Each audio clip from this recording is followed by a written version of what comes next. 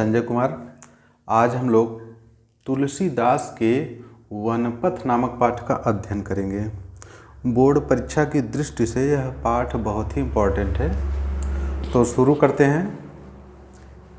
पुर ते निकसी रघुवीर बधु, धरि धीर दय मग में डगदोय, झलकी भरि भाल कनी जल की पुट, सूखी गए मधुरा धरवय। फिर बूझत है चलनो अब केतिक पर्णकुटी करिहु कितवय, तियकी लख आतुरता पिय की, अखियाँ अति चारु चली जल चुय। दूसरा है, जल को गए लखन है लरिका, परिखों पिय छाँ घरी खोय ठाड़े, पोछ पसेव बयारी करो, अरु पाय पखारियों भूभुर डाढ़े। तुलसी रघुवीर प्रियाश्रम जानिके, बैठ विलम्ब लव कंटक काढ़े, जानकी नाह को नेह लख्यो, पुलको तन उबार बिलोचन बाढ़े। तो इसका प्रसंग में लिखेंगे कि प्रस्तुत पद्यांश में सीता जी की सुकुमारता का वर्णन किया गया है। और यह भी लिख सकते हैं प्रस्तुत पद्यांश में सीता जी की सुकुमारता का वर्णन और राम का सीता के प्रति प्रेम का वर्णन किया गया है। व्याख्या लिखते हैं।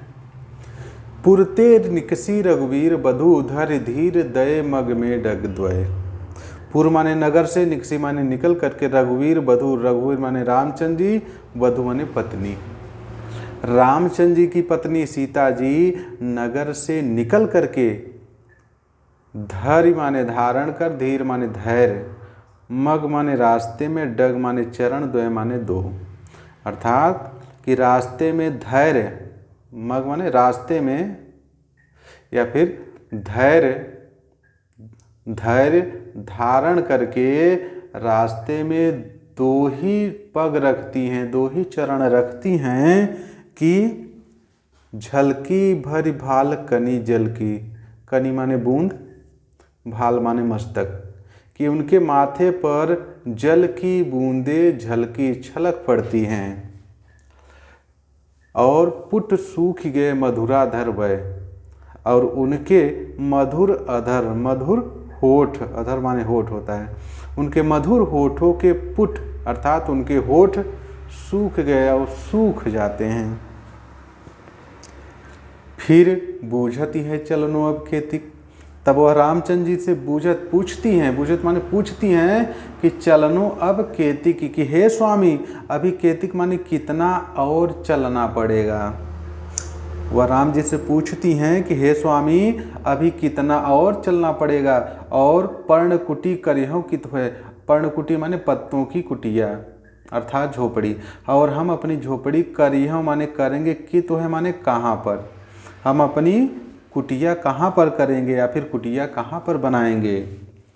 तिय की लख आतुरता, पिय की, तिय माने पत्नी, लख माने देखकर, आतुरता माने व्याकुलता। अपनी पत्नी की व्याकुलता को देख करके, आतुरता को लख माने देख करके, व्याकुलता को देख कर, पिय की मतलब रामचंद्र, प्रिय कौन है उनके, राम, उनके रामचंद्र जी की अति चारु, अति माने अत्यंत, चारु माने सुंदर, अखियाँ माने आँखों में, उनकी अत्यंत सुंदर आँखों में चली जल चुए, जल चू पड़ते हैं अर्थात आंसू आ जाते हैं। अपनी पत्नी की व्याकुलता को देख करके रामचंद्र जी की अत्यंत सुंदर आँखों में आंसू आ जाते हैं। एक बार फिर इसका अर्थ देखते हैं कि नगर से निकल करके रामचंद्र जी की पत्नी रास्ते में दो ही चरण धैर्य धारण करके रखती हैं कि उनके माथे पर जल की बूंदें छलक पड़ती हैं और उनके मधुर होठ सूख जाते हैं। और तब वह रामचंद्र जी से पूछती हैं कि हे स्वामी अभी कितना और चलना पड़ेगा। बूझती है, फिर पूछती हैं कि हे स्वामी अभी कितना और चलना पड़ेगा, और हम अपने पत्तों की कुटिया अर्थात अपनी झोपड़ी कहाँ पर बनाएंगे। अपनी पत्नी की व्याकुलता को देख करके रामचंद्र जी की अत्यंत सुंदर आँखों में आंसू आ जाते हैं। अब दूसरा कि जल को गए लखन है लरिका, परिखों पिय छाँ घरी खोए ठाड़े।